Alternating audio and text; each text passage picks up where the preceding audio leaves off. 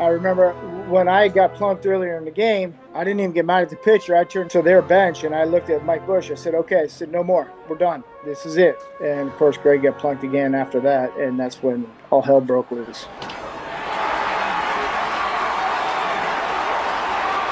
Welcome to episode 314 of Alberta Dugout Stories, the podcast. I'm Joe McFarland.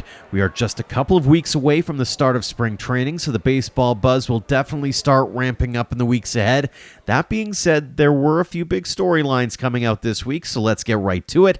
And it'll start with congratulations to Lloydminster native and Dogs Academy alum Justin King on being named a non-roster invitee to the Miami Marlins spring training. He split last year between Milwaukee and Miami's farm system, going a combined 2-2 with a 6.08 ERA and 36 relief appearances, picking up one save. He also pitched in 4 games in the Arizona Fall League. College baseball season stateside is getting underway with a few teams already starting play. Just like last year, we won't be able to get to every athlete in every episode, but we'll do our best to provide a few of the highlights. This time around, Medicine Hat's Evan Morrison started the season in a big way with the Western Texas Westerners hitting a 2-run home run and a 4-3 loss to Coastal Bend College. Calgary's Tyson Kilbreath picked up his first win of the season for the College of the Sequoias. He allowed 2 runs on 5 hits, walked 2, and struck out 6 in a 7-4 win over Allen Hancock College. Dogs Academy grad Trey Mackwood made his debut for Panola College, throwing 2 innings of shutout ball and an 11-6 win over South Arkansas Community College. And some cool news for friend of the show, Michael Yusupchuk. The St. Albert product and Dogs Academy grad has been named the Missouri Valley Conference Preseason Freshman of the Year. He'll be suiting up for Missouri State this spring. On the college commitment front, 4 to pass your way, Weber Academy hurler Aiden Sachin is going to Coffeyville Community College. Matthew Tran of Dogs Academy will head to the University of Portland. Going Yard Academy's Lucas Kaufman has signed on with the UBC Thunderbirds, and Caden Przofsky of Barry's Academy is on his way to the College of the Desert. We'll have a trio of recent college commits coming up on next week's episode of the show, so here's that shameless plug to hit that subscribe button. To the Western Canadian Baseball League now, and some news that was actually dropped on the day we released our first episode of the season. The Edmonton Prospects have announced their finalists in their new team name competition. It's down to the Burrow Bandits, Cactus Rats, Cobra Chickens, Jacked Rabbits, and Prairie Pirates. You can go to nameyourteam.net to cast your ballot. And it is official, as the world's longest baseball game held in Sherwood Park has rewritten the Guinness Book of World Records again with its 101-hour, 11-minute, and 20-second match last fall. For their efforts, they've also raised north of $313,000 for cancer research. Congratulations again to everyone involved. If you have news or notes you'd like to pass our way, as always, drop us an email, and we have some new emails to pass your way. Joe at albertadugoutstories.com will go directly to me, while you can also reach Ian at, you guessed it, Ian at albertadugoutstories.com. On to this week's guest now, and he is a Canadian baseball icon and the first base coach of the St. Louis Cardinals. We are, of course, talking about Stubby Clapp, a true Mr. Hustle for Canada for years. He made it to the big leagues with the Cards for a 23-game stint in 2001. The 11-year pro's final 2 years came here in Alberta with the Edmonton Cracker Cats in 2005-2006. Before he went into coaching, he's been on the Canadian Olympic team, 2 World Baseball Classics, and was a key piece of that amazing gold medal performance at the 2015 Pan Am Games. For all of his accomplishments, Clapp was inducted to the Baseball Canada Wall of Excellence on January 11th. The Windsor, Ontario native spent some time with us recently to discuss his baseball journey, his memories of Edmonton, and what it meant to be recognized by Baseball Canada. Stubby, thanks so much for joining us here on the show. Yeah, thank you. Thanks for having me. Thanks for the opportunity. So, Baseball Canada Wall of Excellence inductee Stubby Clapp, has it all sunk in yet?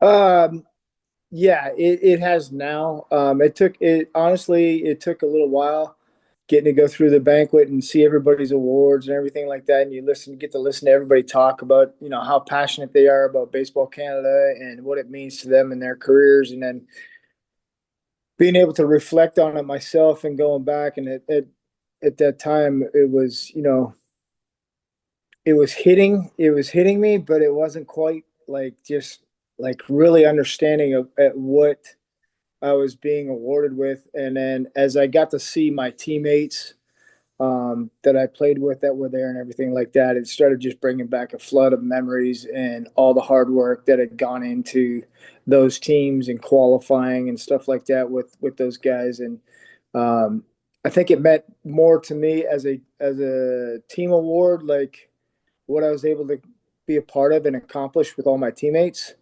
And that's when it really looked kind of hit home. And then obviously having my two boys there, to be able to see that, and they got to see some cool video of me playing that they've never seen before. So they were amazed. They're like, "You really did that?" I was like, "Yeah, I used to be able to play," and so it was kind of cool to see, like, get to be a part of that and see my teammates again, and that's what made it more special. I was gonna ask about that side of things. It's like you get to have the two boys there, and did you make a mental note to like look at what their reaction was throughout that process as much as it was trying to be reflective of your own career? I think you know what they were sitting in the they were actually sitting at the junior national team table with all the younger guys. Um, so they had somebody to talk to really besides adults, Mhm. and so I didn't get to see their reaction, but it was the questions afterwards. It was the answers and the like the different types of things that they were talking to me about, and like because they didn't get to really see me play.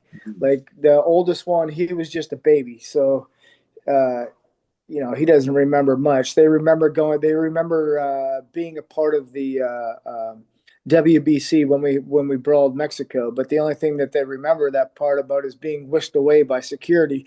you know, so uh, as far as like them actually remembering the playing days and remember how I was able to play the game and stuff like that, they don't really have much. Mhm. My younger son, he pulled out a bunch of DVDs um, from the '08 Olympics, and he was like surfing through game after game after game just to find stuff. And it's funny to see that, and it's I appreciate I kind of appreciate their interest in them trying to figure out kind of how I played. Do they do the backflip like you? No, you know what? No, no, I've kind of discouraged that.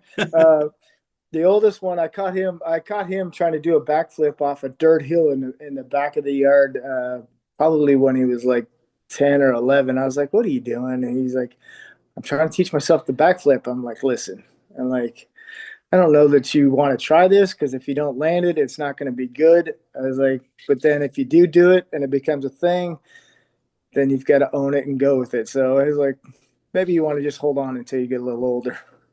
Fair enough. So looking back, take us to when you got that first phone call and they said, "Hey, we're thinking of honoring you in this way." What went through your mind?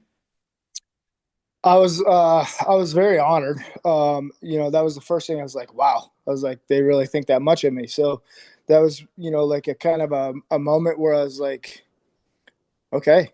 Um, I feel very grateful and honored, and I was excited about it. I don't know that I really understood really what it was until I got there and started listening to my peers and them congratulate me and everything like that. So I think that's when everything started to really sink in on how important it really was and what it meant to the 12 other guys, 12 other people that had been inducted into it already, and just being a part of that. I guess that group is really special. You mentioned the reflection part. Take us back to the very first time that you entered the clubhouse as a member of Team Canada. I've talked to a lot of guys who said you get the feels when you see your name on the back and the Canada on the chest. What was that moment like for you? So, do you want to go all the way back to 1991? Hopefully. That would be the junior that would be the junior national team that Mhm. we won the gold medal with in Brandon, Manitoba, and I'm getting goosebumps thinking about it right now. Like it doesn't matter if it's just one time, if it's like I said, all the way back in 1991, or if I think about the team in 2003 trying to qualify for the 2004 Olympics, or the team in 2007 trying to qualify for the 2008, or the local, let's say local, one of the pre-qualifying tournaments that we had to play in Florida, like every time you get to put Canada across your chest, you feel like your chest grows about 3 inches. Mhm. I mean, it's something special. It's something that it's earned. It's a privilege, and to be able to do it once, twice, numerous times is just it's a God given blessing, and I'll never forget any one of them. Is there a specific moment that stands out for you as being the favorite or the one where you had to almost take that step back and go, man, I can't believe I get to do this? There's a couple. You know what? Everyone's been special, but I'll describe. You know, my journey started when I was 12. Mhm. And I say my journey, my thought process, my like, okay, I think this is what I want to do. So I was a huge Olympic fan as a kid. Like I used to be able to tell you everybody's 100 times, everybody's 4x1, everybody's 4x4. I could name every like 4 or 5 countries. I could name their roster for their 4x4 with their alternates and like javelin and high jump. And so my point is I love the Olympics. And so at 12 years old, I was a bat boy for the U.S. national team. There was a tournament in Windsor, and I fell in love with it then. Right then, I was just like, "This is cool. These guys are representing their team, playing baseball, my one of my favorite sports." And I was like, "This is what I want to do." And so my journey began at 12 years old.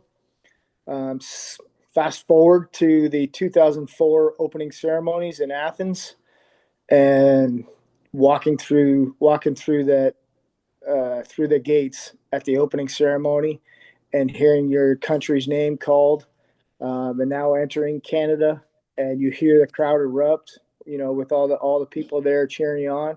Um, I think that's one of the coolest moments. Beijing was awesome, getting to walk through, you know, getting to do it a second time, and you take it in a different perspective.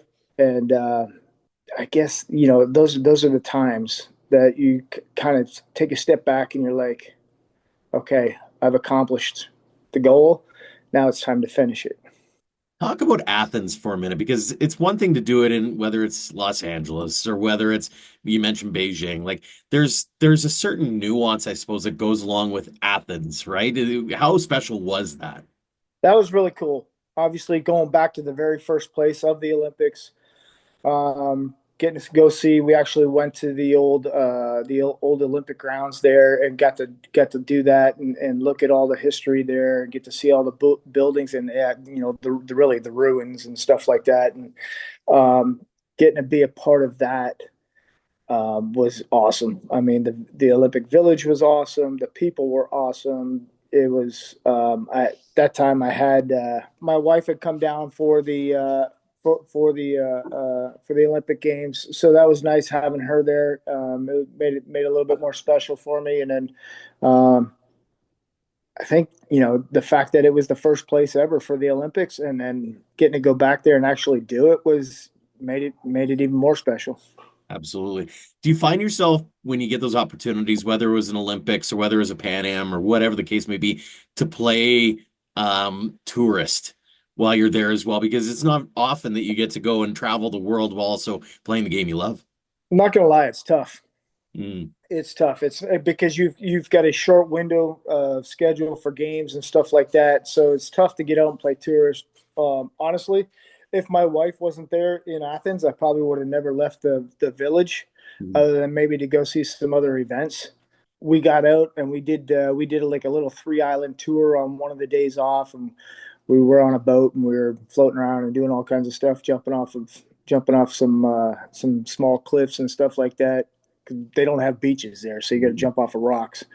Um, so, anyways, we did that little bit of touring, and then in Beijing, Adam Stern and I we left the village to go and find some stuff for the guys. We needed some reinforcements for for the villages for after the games.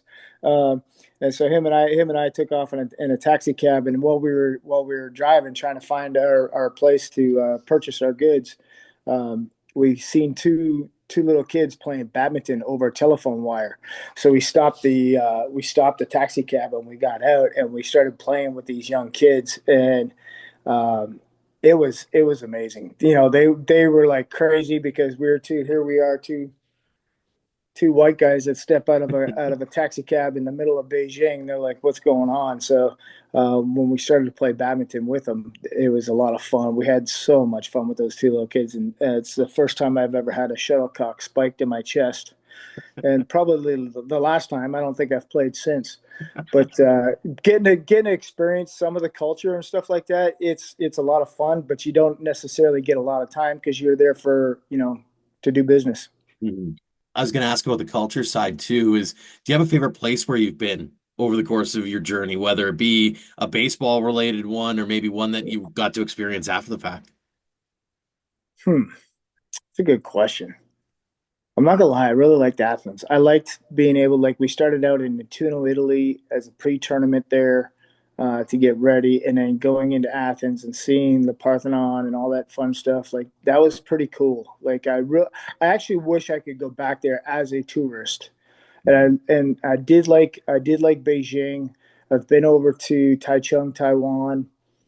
Um, been over to Australia, Nicaragua, obviously all over the U.S. and Canada. I think probably one of those places, if I had to pick, I like Athens a lot. I feel I like the aesthetics of Athens and the beauty of the country and everything like that. I think I like the rat race of Taichung.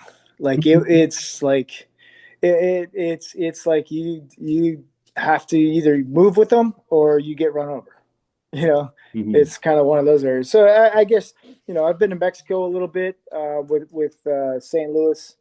We did a tournament there, or we did a one of those games there. Um, didn't get to get out much. I mean, you're there too much, so I guess I'll go with Athens. Fantastic stuff. Um, Going back to the playing career, of course, this is an Alberta-based podcast, so I want to talk a little bit about your couple of years here with the Edmonton Cracker Cats. What do you remember about your time here? It was a lot of fun. A lot of fun. We had Terry Bevington was my manager. John Barlow was the assistant coach, who I still talk to this day. Both my sons have been coached by John Barlow, so it's kept it in the family. He's been very good to the family. Um, Edmonton Cracker Cats. Wow. Mike Kasavich, Chris Beck, uh, Aaron Eggleston, Jeremy Ware is my roommate. Um, I can go back and Greg Morrison, second year. I can go back and name the names. We had so much fun. It was a good group of guys. Here's the difference, like with independent ball. Independent ball is a lot of international baseball. You're there to win, right? So I think that's the fun that I desired or that I loved about independent ball over org ball. Org ball, you're there to win, but you're more there to develop and get to the big leagues. Um, Sometimes winning takes a back seat, and when I if I'm stepping on a baseball field, I'm playing to win. Mhm. And I think that's what the draw for me was um, for Edmonton is that whole group of guys. That 2 years we wanted to win, and we played like it. We didn't necessarily win every game, but we had a lot of fun trying, and it was a good last 2 years of my career. If they could have kept paying me a decent amount, I'm not talking a lot, just something I probably would have played longer. Mhm. I'm going to test your memory a little bit. One, I know we've talked about it on social, and I want to get your thoughts on that All-Star game and coming in to replace a legend. What was that like? That's awesome. I tell my kids every time I see Buck O'Neill, every time I see anything about him, my kids are at the point where like, Dad, we know you're the his last pinch runner for him. And I was like, but you don't understand, like the history of the Negro leagues and stuff like that and everything. It was, what was really cool was Rickwood last year. We played in Rickwood, so my whole family came to that game against San Francisco at that stadium there, and they got to experience kind of what the history was and everything like that. And I think they started to understand like the importance of the Negro Leagues in our game and how important that was to um, opening up the game to different levels and obviously to different races and ethnicities and stuff like that. And being able to just be a small part of that history and have that little tie to that part of the game, and it being Buck O'Neill, he was so awesome. He was so gracious that day, and so much fun to talk to. I'll never forget, just being able to have that opportunity. How important is the history of the game in your eyes? Like it sounds like it's a point of pride for you, not just to share with your boys, but also to make sure that even the players that you deal with on a day-to-day basis get to know a little bit about what has preceded them.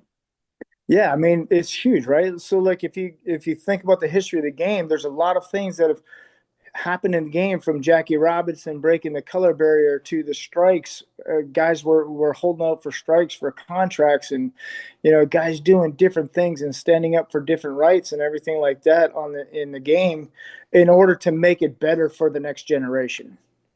Right? Like it's important to understand like where our game's at, but it wouldn't be where it's at if we didn't have those guys before us to set the precedent or to do the tough things to get the next thing done so that it's better for the next generation. And I think that's huge to understand. I mean, watching the history of the game, I had that whole set, and when I was managing, I would play one inning per bus trip.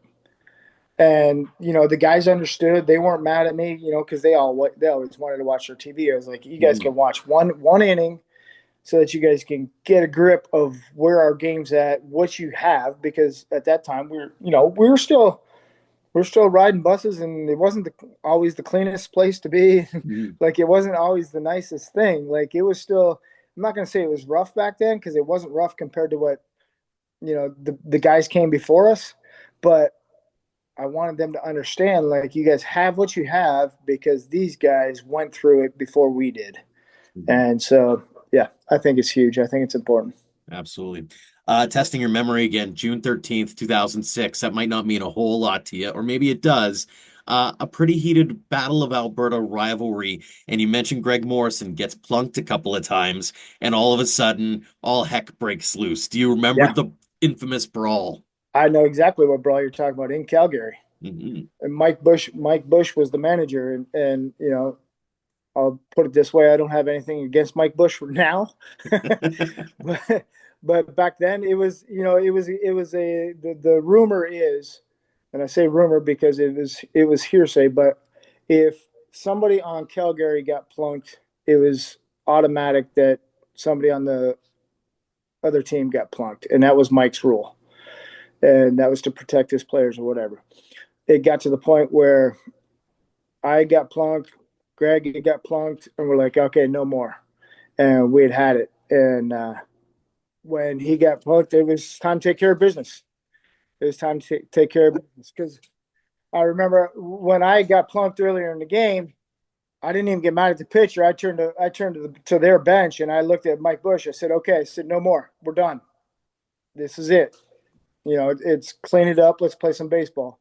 And of course, Greg got plunked again after that, and that's when everything all hell broke loose.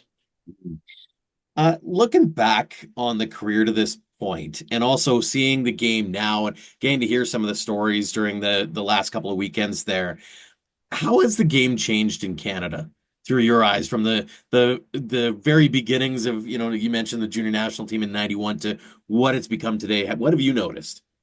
Well, I mean, number one, the whole process, right? So, like, when I left home I think I was in '91, I was 18. I left home to play for the province. I left home to play for Team Ontario. We went to the provincials, played in that. Then out of that process, you get selected. You get selected for the tryout for Team Canada, and then from there, once you get selected, then you go play whatever the tournament is that summer. And then like now they've got a whole process of how it's happened and how it happens and how the guys get selected and they go play. They're playing against professional teams. in extended and instructional league. They're going over the Dominican, playing the Dominican professional teams over there. The exposure that these guys are getting now at such a young age is crucial to their development and how they're able to compete. And I think you look at the guys that have come into the big leagues from our program, they've not only made the big leagues, but they're making a significant impact in the big leagues. And that's to development at a young age through Baseball Canada and the opportunities that they've gotten. How cool is it in your eyes to be able to have seen that evolution happen and kind of be a part of it to a certain extent too, in terms of whether it be mentoring young players or being able to give back to the game as you have? Yeah, it's a lot of fun. I'm really happy for Greg Hamilton and his staff and everything that they've done, all the hard work that they've put in. Um, who knows how many phone calls that guy's made to be able to make opportunities happen for kids. Like him and Jim Baba at the time, and Ray Carter, and now Jason Dixon's in there. And like, you talk about a selfless act. You talk about someone working for something higher than yourself. And that's exactly what those guys did with that program. And to be able to see what the amount of work that they put into how that program developed, the opportunities that they've provided for the young athletes, and watching the athletes actually, take advantage of those opportunities and do what they've done has been awesome. Couple more for you before we let you go. For those young kids who want to get to the pros, or those young kids who you're mentoring along the way, what's that one piece of advice or those words of wisdom you like to impart upon them so that they kind of know what to expect as they go about their journey? Number one is never give up. You never know. Like, you gotta forge forward. Like, the persistence is going to be the foundation of success. And that's from anything physical to mental. Like, it's not going to be easy. There's no one way. There's no one road. There's no perfect line to the big leagues. Everybody's got their own road, their own journey, their own twists and turns, their bumps in the road. It's who's going to be more persistent to get over those bumps. Certainly got over yours and put up a great career. So again, really appreciate the time. One final question for you. It's one we ask everybody here on the show. What does the game of baseball mean to you? Baseball been very, very good to me. I've got to see a lot of the world for free. Enjoy a game that I love, and it's provided a nice living for my family and I. It's been fantastic getting a chance to chat with you. An honor and a privilege, Stubby. Congratulations on the Wall of Excellence induction. Congratulations on the amazing career to this point, both as a player and now as a coach. Continued success in St. Louis. And thanks again so much for joining us here on the show. Thanks for having me, Joe. Appreciate it. Hope the dogs didn't make too much noise for you. Thanks again to Stubby Clapp for joining us this week, and thanks to all of you for downloading and listening. If you like this or any other episode, make sure to leave us a rating and review on your favorite podcast app. And don't forget as well, we've launched a page on buymeacoffee.com. A big thanks to our latest supporter, Liam from Ment, for his 5 coffee effort. Just search out Dugout Stories on that site to see what it's all about. A tip of the cap, as always, to our Platinum supporters for all they do for us and for the game in this province. The Okotoks Dogs, Western Canadian Baseball League, and Under the Lights Sports and Entertainment have been extremely generous with their support, helping us cover costs like web hosting fees and travel. For more on our teammates and how you and your organization can get involved, head to albertadugoutstories.com/supporters.